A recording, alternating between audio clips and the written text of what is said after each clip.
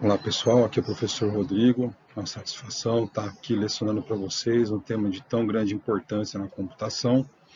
Então, nessa disciplina, eu vou estar ensinando para vocês a respeito de arquitetura de software. Então, primeiro vamos ver uma introdução a respeito desse assunto. Muito bem, então nessa aula de hoje é esperado que a gente aborde alguns assuntos, como um breve histórico sobre a arquitetura de software, o contexto em que a arquitetura de software ela funciona, né, ela acontece, ela necessita desse contexto, algumas definições sobre o tema, os objetivos e alguns atributos de qualidade e decisões arquiteturais. Então, pessoal, como primeiro slide do curso, eu gostaria de falar sobre a relevância desse assunto, porque geralmente quando você pensa em arquitetura de software, parece ser um termo bastante técnico, bastante relacionado a tecnologias e a atualidades, né? A pessoa deve ser totalmente fluente nas tecnologias mais novas e está focando em tecnologia pela tecnologia. Então, é interessante dizer que a arquitetura de software ela está muito mais preocupada em atingir os objetivos de negócio da organização onde ela se insere do que puramente em tecnologia. Então, o seu software ele não teria sucesso somente quando ele compila, quando ele passa nos testes ou quando ele tem uma boa performance em produção. Mas, primariamente, a arquitetura de software se preocupa com os objetivos da organização como um todo. Então, é bastante importante, né, ter ciência de que o arquiteto de software, embora uma pessoa extremamente técnica, o foco dela é em gerar resultado para as empresas, para as organizações. Um outro assunto que eu gostaria também de abordar antes de realmente entrar nos assuntos e o que compõe, como funciona a arquitetura de software, é que software geralmente nunca deixou os donos das empresas, os gestores felizes com sua performance, né? Vocês devem ter estudado em engenharia de software, sobre a crise de software, né? Aquela dificuldade inerente que os desenvolvedores de software têm para atingir os objetivos, principalmente quando se trata de prazo, de custo. Então, e de qualidade também, né? Prazo, custo e qualidade. Então, desde sempre, a computação estuda e procura melhorar, né, os procedimentos, as maneiras de se desenvolver software, né? E a tecnologia, ela não tem ajudado muito nesse aspecto quando você pensa na pluralidade de tecnologias, né? A enorme quantidade de opções que você tem para fazer algo, a falta de informação em relação ao que é bom, o que é ruim para cada situação. Então, há também a complexidade das necessidades dos clientes que são crescentes. Então, é um ambiente bastante difícil, né, hoje em dia, né, desenvolver software dentro do prazo, dentro do custo, dentro da qualidade esperada. Então, assim como a melhoria nos processos de desenvolvimento de software é importante, você tem que a criação dessa disciplina, né, da arquitetura de software, ela também vem de encontro para tentar diminuir a taxa de falha, se não total, mas parcial, dos projetos de software, né? Então, é importante que o arquiteto de software ele também esteja bastante focado em evitar a falha do projeto, né, prematuramente. Assim, desde o início do projeto, ele já identifica quais são os fatores que podem levar aquele projeto de software a falhar, a não atingir os seus objetivos de negócio, né? Então, eu vou colocar aqui alguns riscos que estão associados a um projeto de software, né? Nós temos riscos relacionados a requisitos, eles podem ser demasiadamente complexos, demasiadamente difíceis de serem implementados ou trabalhosos.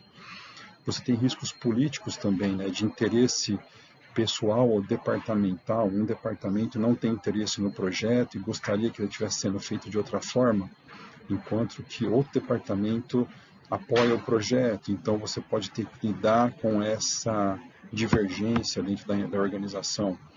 Existe uma dificuldade também quanto aos recursos disponíveis, principalmente mão de obra, né? Funcionários que já trabalham na empresa, né? Os conhecimentos que esses funcionários possuem, o perfil profissional da pessoa que está disponível para ser contratada naquela região, né? A capacidade técnica, né, dos candidatos a emprego também é uma coisa bastante importante a ser considerada pelo arquiteto, porque não adianta nada criar uma arquitetura super complexa e trabalhosa e não ter pessoas para manter essa arquitetura depois, né, para melhorar, criar novos casos de uso, resolver problemas, corrigir bugs, né? Então, recursos disponíveis serão relativos a recursos humanos, também financeiros, né? Quantas pessoas podem ser contratadas para esse projeto? Qual que é a verba mensal que esse projeto vai receber para poder ser desenvolvido? A disponibilidade de hardware, também de ferramentas, né?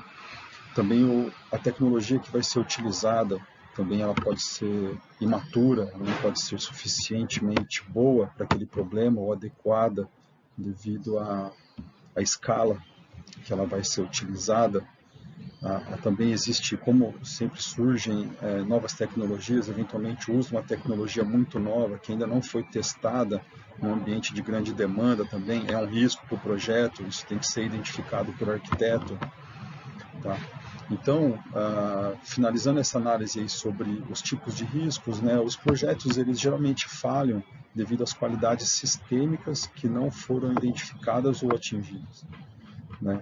Por exemplo, performance não é suficiente, a vazão, a quantidade de pessoas que ele atende por minuto, a escalabilidade, né? Então, esse era um problema muito grande da Amazon no início, né, que eles não conseguiam passar de uma certa quantidade de requisições por minuto no seu site, então isso estava limitando pesadamente os negócios, e aí, né, com essa necessidade de se especializar e criar soluções para grandes e-commerces, né, a Amazon criou a Amazon Web Services, primeiro para servir a ela mesma, depois ela acabou criando um produto extremamente rentável a partir da própria necessidade, né. Outros exemplos, como por exemplo segurança, né, a sua aplicação ela falha nesse quesito criptografia e o cliente não se sente seguro o suficiente utilizando o seu serviço. A extensibilidade e a flexibilidade em relação a mudanças, né, de acomodar uma mudança drástica de maneira mais tranquila, como, por exemplo, a mudança de um banco de dados, a mudança de um servidor de aplicação, a facilidade de se criar novos casos de uso, né, a partir da primeira versão. Então, são essas qualidades sistêmicas que são diretamente impactadas pela arquitetura do software sendo desenvolvido. Então, já que nós estamos falando de riscos, é importante já logo de cara já abordar a mitigação desses riscos, né, adotando processos de desenvolvimento bem estabelecidos. Então, isso aqui é uma das maneiras de você mitigar os maiores riscos no software, um processo de software bem definido e seguir esse processo de software em que existam todas as fases, desde uma boa análise, um bom desenvolvimento, uma boa fase de testes. Também uma coisa boa a ser feita é endereçar os problemas difíceis primeiro, né, como os casos de uso mais complexos, eles devem ser endereçados imediatamente, logo no início do projeto, verificar se a sua arquitetura vai permitir que esses casos de uso sejam plenamente desenvolvidos, né? Caso você tenha que utilizar sistemas distribuídos ao invés de um sistema local, você também tem que pensar em aspectos de performance, minimizar a comunicação, você precisa manter perto, né, os equipamentos, os componentes que se comunicam muito entre si. Então, quando você pensa no sistema distribuído, você tem uma potencial perda de performance e você precisa pensar nisso logo nos primeiros momentos do seu projeto. A integração com aplicações legadas também é uma coisa que tem que ser endereçada cedo, né, lidar com sistemas já existentes, sistemas que já estão em operação e você precisa integrar com eles. Uma outra preocupação é o gerenciamento de transações dentro de bancos de dados, sempre pensando em manter a consistência dos dados. É muito comum hoje em dia que você envolva múltiplos mecanismos de armazenamento em uma transação, ou então múltiplos bancos de dados relacionais na mesma transação, como, por exemplo, fazer um pedido no comércio eletrônico que envolva aplicações legadas, e você precisa inserir o pedido no sistema novo, atualizar os dados financeiros, né, que devem ser recebidos do cliente no sistema legado financeiro, atualizar o estoque no outro sistema de estoque. Então, essa integração entre sistemas e como lidar com a consistência dos dados é muito importante. E uma maneira de você abordar esses problemas é aquela velha estratégia já, né, comentada na área de engenharia de software, que é o dividir para conquistar, né? Você atuar em blocos menores para conseguir realmente resolver um problema grande. Um outro problema que também pode ser mitigado, como realmente o problema político, né, fazer uma comunicação adequada com os interessados, também chamados de stakeholders, e não só o problema político, mas também de entender, né, os requisitos de sua aplicação e comunicar, né, os planos de desenvolvimento, né, não só para quem é gerente, mas também para a equipe técnica, para o gerente de projetos, para o desenvolvedor, para o testador, né, para todas as pessoas que vão estar interessadas e envolvidas pelo projeto. Uma outra maneira é você implantar mecanismos de melhoria contínua ao processo, o processo que a sua empresa usa para desenvolver software, né? Uma das maneiras é a adoção do CMMI, né, ou CMMI. Então, você tem esse modelo da capacidade, né, modelo de capability no desenvolvimento de software. Então, ele consegue também ajudar com essa maturidade do processo de desenvolvimento. Uma outra coisa que nós precisamos diferenciar também aqui, já que nós estamos falando de arquitetura de software, é a diferença entre arquitetura e projeto. O projeto a gente aprende a desenvolver logo no início do curso, aprende o ML, né, diagramas de classe, componentes, como que as classes e objetos vão interagir. Então, isso geralmente é chamado de projeto. Então, a diferença entre arquitetura e projeto realmente está no contexto, né, e de como interpretar isso. Então, um diagrama de arquitetura em um contexto, ele pode se tornar um diagrama de projeto num outro contexto. A arquitetura, ela está mais preocupada com decisões globais, enquanto que o projeto está mais preocupado com decisões locais, né, resolver aquele problema imediato. Tá? A arquitetura, ela está mais preocupada com o projeto do sistema, né, verificando como os componentes irão se comunicar e os custos computacionais, até mesmo os financeiros associados. Quais serão as interfaces? Essas interfaces seguem padrões, né? A performance em nível de sistema, o sistema em geral, ele vai ter uma performance adequada, né, à medida que é estabelecido o seu objetivo, né, de lidar com 1.000 usuários simultâneos, 2.000, 10.000, 100.000 usuários simultâneos. Tá? Enquanto que o projeto ele está preocupado com as partes do sistema, né, como os componentes serão programados, quais algoritmos serão utilizados. Então, é uma questão de ótica mesmo e de contexto, né, a diferença entre arquitetura e projeto. Beleza, pessoal, então vamos falar rapidamente a respeito, um breve histórico sobre essa área do conhecimento na computação.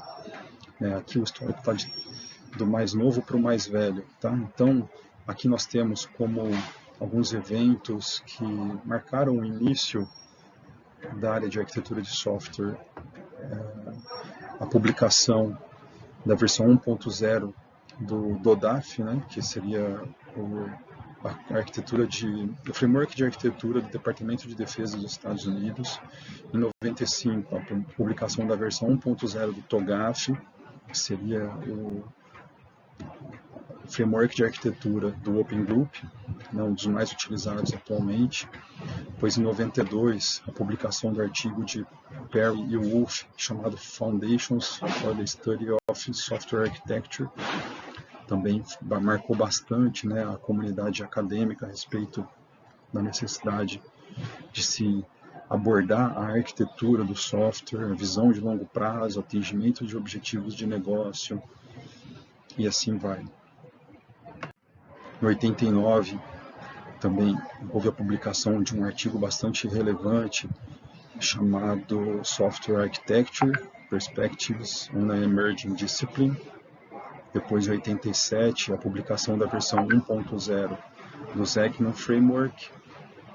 Depois, o mais antigo ainda, né, bem lá atrás, na computação, em 78, 79, David Parnas, né, falando de Program Families, né. Então, existe um artigo dele já abordando essas questões que norteiam a arquitetura de software. Não se falava de arquitetura de software até o momento, tá? Mas de boas práticas no desenvolvimento de sistemas para que eles fossem facilmente, atingissem facilmente os seus objetivos e fossem fáceis de evoluir e se manter. Depois também um dos pesquisadores mais proeminentes da computação, em 1972, o Dr. Edgar Dijkstra, falando sobre um artigo de autoria dele, menos acadêmico, mas colocando algumas boas práticas necessárias para um programador de computadores chamado The Humble Programmer.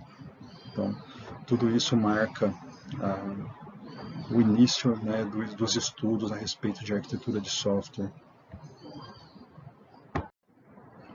Porém, o início da arquitetura de software ele é dito ter ocorrido numa conferência da OTAN de engenharia de software, tá? Em que o pesquisador I.P. Sharp ele colocou a seguinte frase na sua publicação: eu acredito que tenhamos algo diferente além da engenharia de software. E ele fala mais algumas coisas e depois fala: essa é a arquitetura de software. A arquitetura é diferente da engenharia. Então, aqui foi considerado o início, né, dessa área de conhecimento dentro da computação. Muito bem, então nós entramos agora em algumas definições de arquitetura de software. Então, pessoal, aqui nós temos a nossa primeira definição. A arquitetura de um componente de software define um sistema em termos de componentes computacionais e interações entre esses componentes. Essa foi uma definição colocada em 1996 por Shaw e Garland, um artigo deles, de autoria deles, nas perspectivas de uma disciplina emergente. Um pouco abstrato, né? Nesse artigo, eles propõem uma hierarquia de baixo para cima, né, começando pelos comandos das linguagens de programações, depois os procedimentos, depois a unificação de procedimentos que têm relação entre si em um módulo, depois um módulo ele poderia ser organizado através de um padrão de projeto, e um padrão de projeto padrões de projetos seriam organizados para formar uma arquitetura. Uma segunda definição, vindo do livro do Bass, a arquitetura de software de um sistema é a estrutura ou estruturas do sistema que compreende elementos de software, propriedades externamente visíveis desses elementos e o relacionamento entre eles. Já começa a ficar uma definição um pouco mais elaborada, né? Então, nessa definição de Bass, nós temos aqui assuntos importantes que são abordados na definição dele, que são as múltiplas estruturas de sistemas, né, como bancos de dados, servidor de aplicações, balanceadores de cargas, outros serviços que são acessados pelo seu sistema, como o serviço de envio de e-mails, como o serviço de geocodificação de endereços, né? Então, esses seriam exemplos de componentes, né, que ele se refere. E as propriedades desses componentes que são observáveis ou externamente visíveis, né? São as características dos componentes que são utilizados, né? E eles podem ser configurados, nesse caso, né? A ideia da configuração dos componentes. Assuntos que não são abordados por Bass na sua definição é a respeito do processo. Ele não fala a respeito da necessidade de se seguir um processo para definir arquiteturas. Regras e boas práticas também não menciona a necessidade, né, de se aderir a regras e a seguir essas práticas que são as melhores práticas. E também não aborda a existência ou estilos arquiteturais, que são aquelas arquiteturas de aplicações que já são conhecidas ou que já foram muitas vezes desenvolvidas, que você não precisa sair com uma arquitetura do zero, você pode escolher dentre modelos. E por fim, nós vamos deixar aqui a definição publicada em 2000 pelo I3E, né, que é uma das instituições mais respeitadas na área de engenharia elétrica, eletrônica e também computação.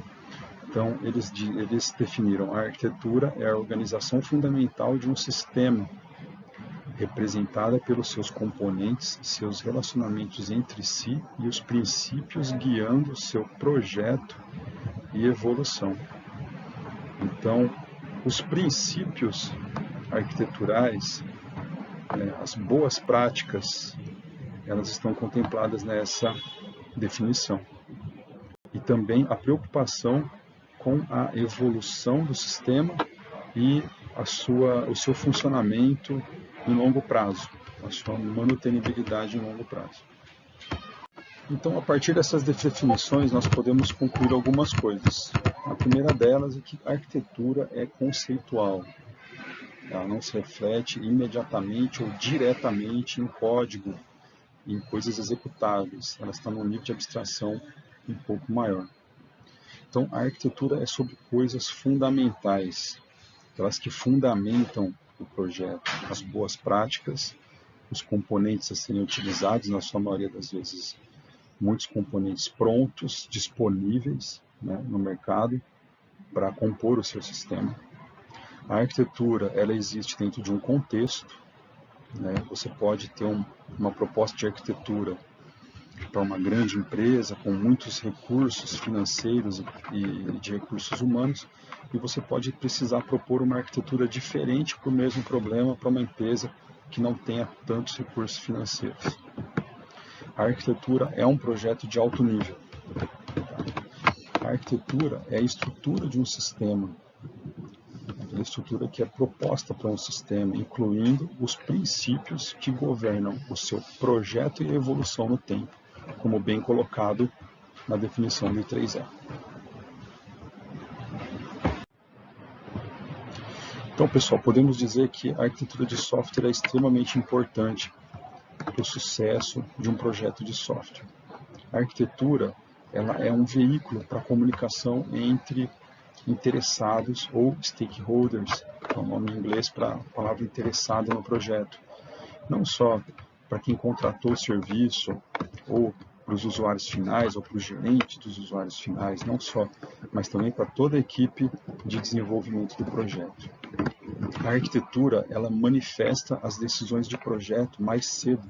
Você, quando se propõe a criar a arquitetura de um sistema, você tem que decidir bem antes de começar, que é o momento correto para se fazer isso, as restrições para a implementação, ferramentas que não serão adequadas devido às qualidades sistêmicas que você precisa. Por exemplo, eu não posso usar esse banco de dados porque ele não vai me entregar essa performance, então não vai me entregar esse serviço, ele não faz isso, por exemplo. Então, você identificar isso prematuramente no projeto é muito saudável. A arquitetura também dita a estrutura organizacional do projeto, não só em termos de componentes ou de softwares e hardwares a serem utilizados no seu projeto, mas também em termos de recursos humanos, de pessoas necessárias, a quantidade de pessoas necessárias, o perfil das pessoas que são necessárias para desenvolver esse projeto, né? A arquitetura também, ela inibe ou ativa atributos de qualidade, né, que nós vamos ver mais à frente, que são os requisitos não funcionais de uma arquitetura, né? Ela permite você atingir esses objetivos de qualidade do seu sistema ou objetivos não funcionais. A arquitetura, ela é uma abstração de um sistema. Ela é uma abstração, é um projeto, é um desenho abstrato a respeito de como será composto esse sistema em termos de componentes. Tá? Produtos similares podem compartilhar a mesma arquitetura. Então, se você vai ter vários produtos, né, que vão compartilhar das suas qualidades sistêmicas e também da equipe de desenvolvimento, provavelmente eles podem usufruir da mesma arquitetura. Isso simplifica próximos desenvolvimentos. A arquitetura também permite o desenvolvimento baseado em padrões. Ela foca em padronizar o uso de tecnologias, né? Você, quando pensa na comunicação entre um navegador e o seu servidor de aplicações, você está pensando no padrão, no protocolo HTTP que vai ser utilizado. Quando existe a necessidade de comunicar a sua aplicação em Java com um banco de dados, você está focando no padrão JDBC de comunicação, que todos os vendors de bancos de dados, eles publicam suas bibliotecas de comunicação no padrão JDBC. Então, isso foca na utilização de padrões e na facilidade de troca entre tecnologias. Uma coisa muito importante que deve ser endereçada desde cedo pelo arquiteto é a independência de tecnologia, ou a evitar o aprisionamento tecnológico por fornecedores. Esse aprisionamento tecnológico é chamado de vendor lock-in, né, no inglês. É quando você utiliza funcionalidades de um produto que torna o seu desenvolvimento ou o seu projeto preso a esse produto. Então, isso também deve ser evitado e deve ser considerado pelo arquiteto de software, de forma que permita a troca de tecnologias com o menor impacto possível. Nem sempre isso será possível, né? Será possível manter essa independência de tecnologias, mas ela sempre deve estar no radar, né? Deve sempre ser um ponto de atenção para o arquiteto de software, essa possibilidade de desenvolver soluções que utilizem tecnologias que possam ser substituídas. A arquitetura também serve de base para treinamentos, né, de novas pessoas que vão entrar na equipe. Você cria um projeto teste, um projeto simples, utilizando todos os componentes da arquitetura e pede para essa pessoa fazer um caso de uso em cima dessa tecnologia. Então, ela se torna um catálogo de conhecimento que deve ser adquirido, deve ser mantido pela equipe de desenvolvimento e de operações.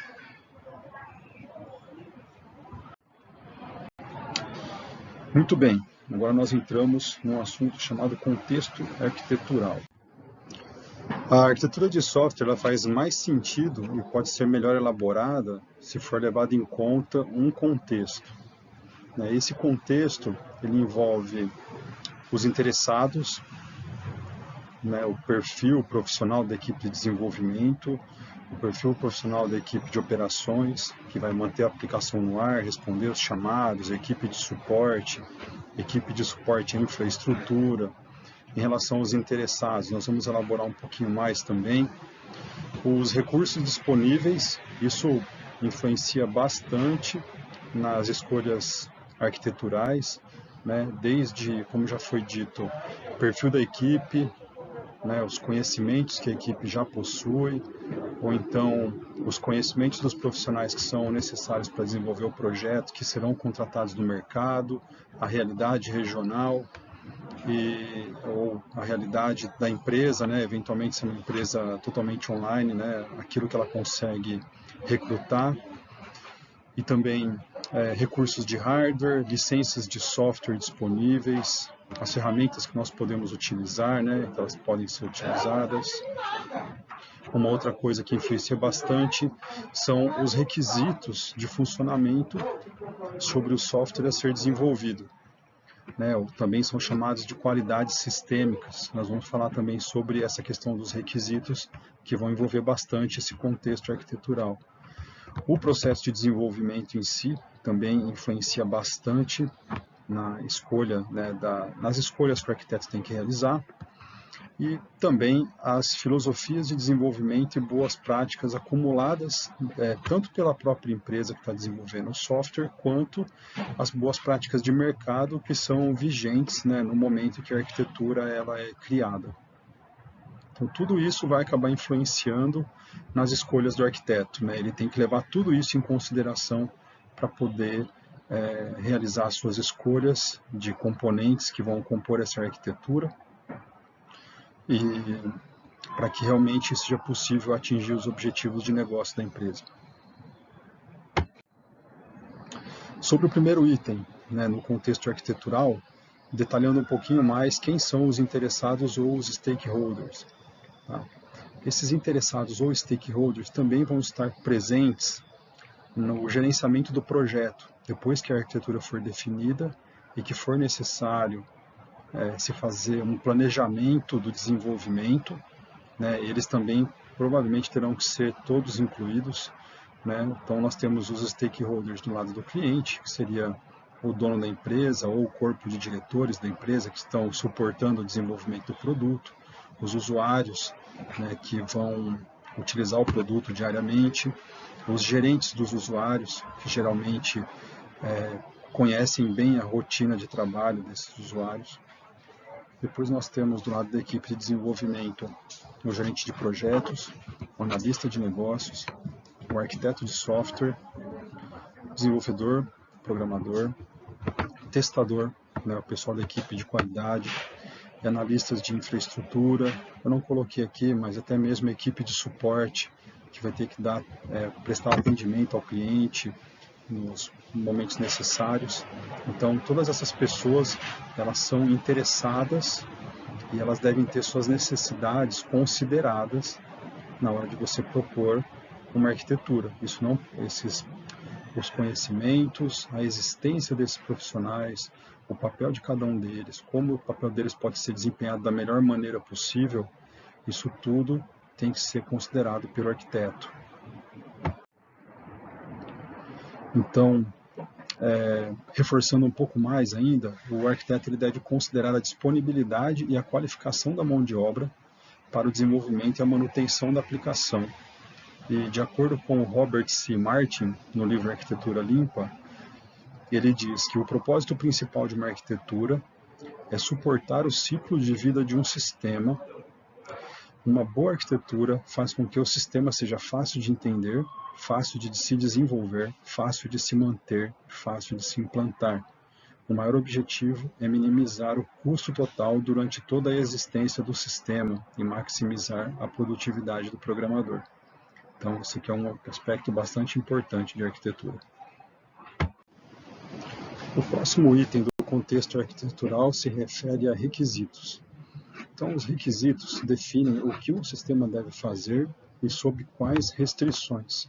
Então, existem duas partes nessa definição, né? Primeiro, seria o que um sistema deve fazer. Então, requisitos relacionados com o que um sistema deve fazer, ou seja, suas funcionalidades, são requisitos funcionais. E os requisitos relacionados com a segunda parte, ou seja, sob quais restrições, são requisitos não funcionais, ou requisitos de qualidade. Os requisitos funcionais, eles são de responsabilidade do analista de negócio, enquanto que os requisitos não funcionais são de responsabilidade do arquiteto de software. Ainda sobre os requisitos não funcionais ou requisitos de qualidade, nós temos que nos preocupar então com a qualidade do serviço prestado, ou seja, como ele vai ser prestado. Então, a noção de qualidade ela é central na arquitetura de software. Aquilo que o sistema deve fazer e o como isso deve ser feito.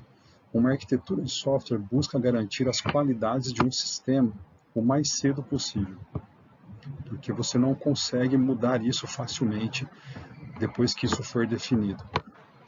Algumas qualidades são observáveis pela execução, como por exemplo a performance, a segurança, a disponibilidade, sendo ela alta ou baixa disponibilidade, a usabilidade e a escalabilidade.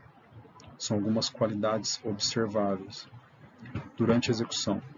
Outras qualidades não são observáveis durante a execução. Dentre elas, nós temos a manutenibilidade, a portabilidade, a reusabilidade e a testabilidade. Para melhor ilustrar os requisitos não funcionais, eu coloquei aqui alguns exemplos. Então, primeiro nós temos um requisito de performance ou de desempenho. Exemplo, ao registrar um item sendo vendido, a descrição e o preço devem aparecer em no máximo 2 segundos. Aqui nós temos um requisito não funcional de segurança. Apenas usuários com privilégios de acesso poderão visualizar históricos de transações de clientes. E aqui um exemplo de um requisito não funcional na área da disponibilidade. O sistema estará disponível pelo menos 99,7% do tempo em dias de semana entre 6 e meia-noite e pelo menos 99,95% entre 16 horas e 18 horas. Outros exemplos ainda? Escalabilidade. O sistema deve desempenhar bem com 50 usuários simultâneos e pode atender até 1 milhão de usuários simultâneos apenas com redimensionamento de hardware. Requisito de interoperabilidade. O sistema de gerenciamento de ativos deve ser capaz de integrar com leitores de QR Code 1D e 2D e imprimir em impressoras de códigos de barra padrão Zebra. Agora um exemplo do requisito não funcional, confiabilidade. Nenhuma atualização de dados em memória permanente pode ser perdida. Não é fácil fazer isso. Mais alguns exemplos, como usabilidade. Um novo usuário deverá ser capaz de fazer um pedido de compra em um novo produto químico após não mais do que 30 minutos de orientação. Manutenibilidade. Um programador com pelo menos 6 meses de experiência no suporte ao produto deverá ser capaz de resolver um defeito simples, em não mais do que 1 hora de trabalho. Portabilidade. O produto deverá ser implantável em sistemas operacionais Linux ou Windows.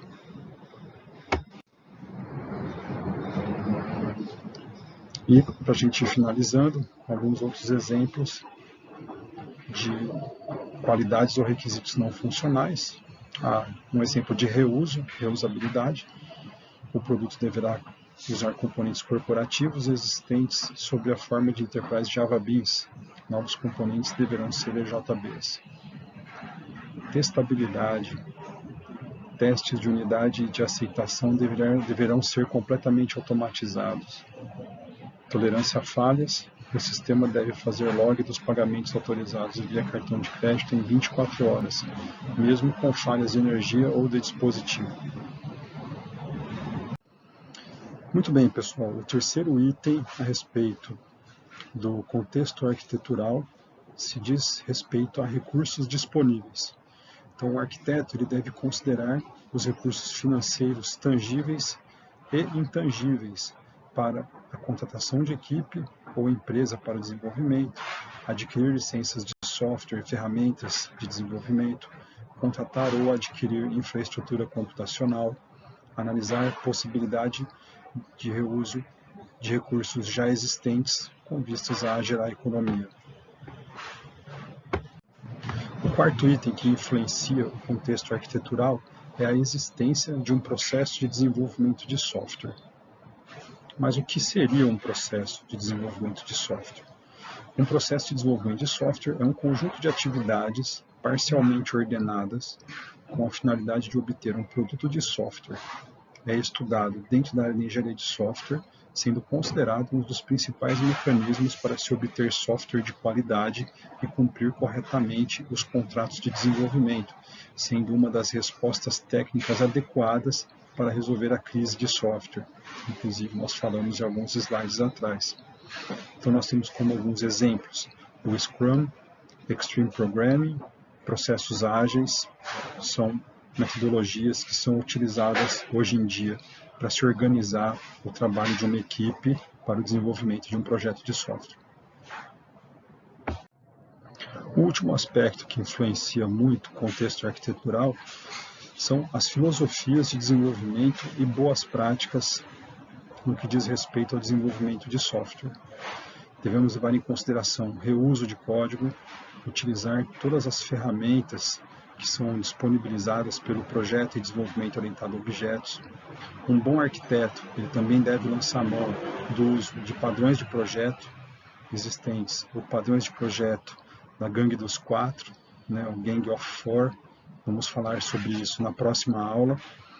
Os padrões de projeto Java Enterprise Edition e também algumas filosofias de desenvolvimento como o Model View Controller. Além disso, existem outros termos da área que são bastante conhecidos e que devem ser de pleno conhecimento do arquiteto de software, pleno domínio desses assuntos, que é o SOLID, o Teorema CAP, o IAGNI né, também é uma sigla que nós vamos discutir na próxima aula, o DRY e o KISS. Também falaremos sobre todas essas filosofias e boas práticas nas próximas aulas. Isso aí, pessoal. Espero que o conteúdo tenha sido interessante. Qualquer dúvida, estou à disposição. Um grande abraço.